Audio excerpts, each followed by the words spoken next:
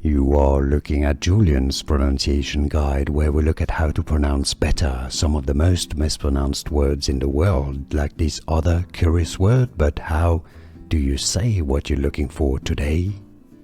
We are looking at how to pronounce the name of the currency of Ukraine. We'll be looking at how to say more Ukrainian names as well. For reference, in Ukrainian it is said as Hryvnia, Hryvnia.